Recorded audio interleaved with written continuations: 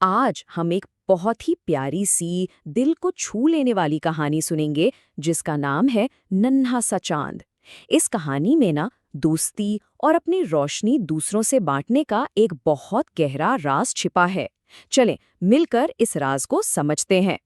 कभी रात को आसमान की तरफ देखा है, वो चांद जो अकेला चमक रहा होता है। कभी ये ख्याल आया कि क्या वो सच में अकेला महसूस करता होगा, या उसकी इस खामोशी के पीछे कोई कहानी है।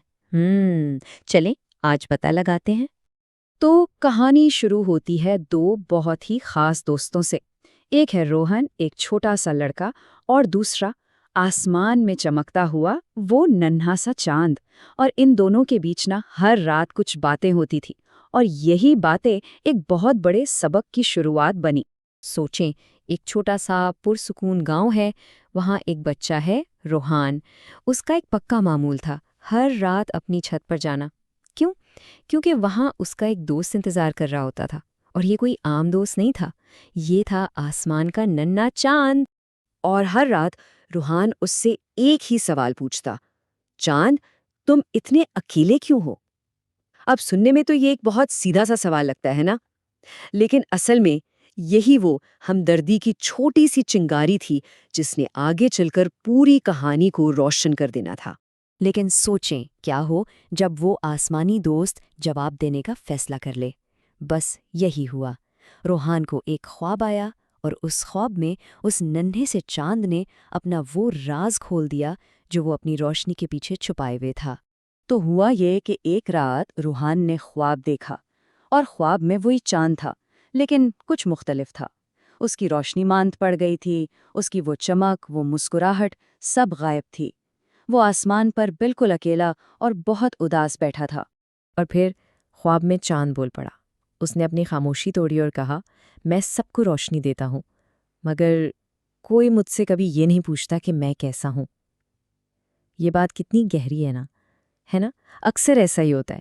जो लोग दूसरों की जिंदगियों में सबसे ज्यादा रोशनी बिखेर के, वही शायद अंदर से सबसे ज्यादा तन्हा होते हैं।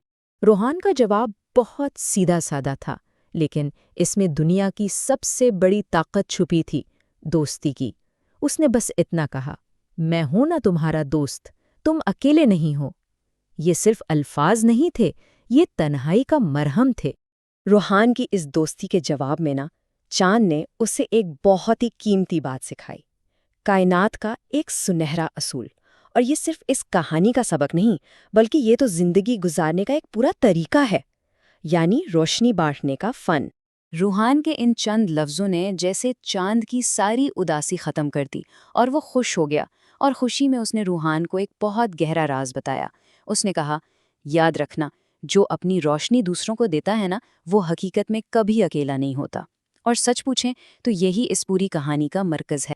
फिर जब रोहान की आंख खुली तो वो बस सोकर नहीं उठा था, वो बदल चुका था। उसके अंदर जैसे समझ की एक नई रोशनी जल गई थी। वो ख्वाब सिर्फ एक ख्वाब नहीं रहा था, वो एक सच्चाई बनकर उसके सामने आ गया था। तो आखिर रोहान ने सीखा क्या? उसने एक बहुत अहम बात समझी, जिसके दो हिस्से हैं। पहला ये कि जो दूसरों का भला सोचता है, उनकी जिंदगी में रोशनी लाता है, तो होता ये है कि वो खुद भी रोशन हो जाता है। यानी नेकी सिर्फ एक काम नहीं है, बल्कि ये एक कैफियत है जो इंसान की अपनी ज़ात का हिस्सा बन जाती। और जब कोई सीखी हुई बात अमल में आ जाए ना, तो फिर दुनिया बदल ही जाती है। इस कहानी का अंजाम भी कुछ ऐसा ही है। ये सिर्फ एक हैप्पी एंडिंग नहीं है, बल्कि ये एक रोशन एंडिंग है। अगली रात जब रोहान छत पर गया तो आसमान का नज़ारा ही कुछ और था। चांद पहले से कहीं ज्यादा रोशन था, और ऐसा लग रहा था जैसे वो रोहान को देखकर मुस्कुरा रहा हो, जैसे वो दोनों मिलकर अपने इस नए रिश्ते की खुशी मना रहे हों। तो फिर इस पूरी कहानी का असल सबक क्या है? वो कौन सी एक बात है जो हमें इससे सीखनी है और हमेशा याद रखनी है?